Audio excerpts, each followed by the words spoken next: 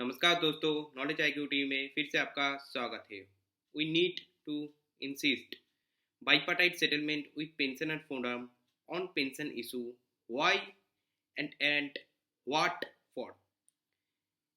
UFU should not be allowed to plead pensioner issue of every negotiation acting hand in glove with IBA. It is UFU which is never ready to agree any provision and sign to it.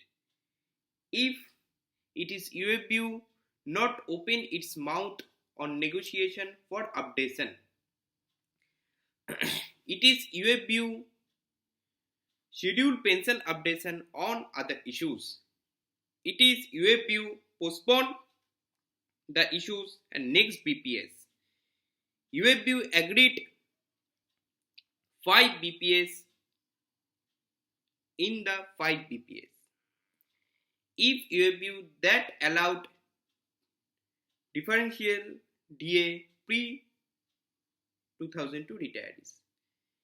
सबसे बड़ा question M समुद्रम ने उठाया है, UFU that sleeps with a loud shore on the low DA 0.07% in 11 BPS and other financial institution LIC is paying DA at 0.08% to its serving and retired employees.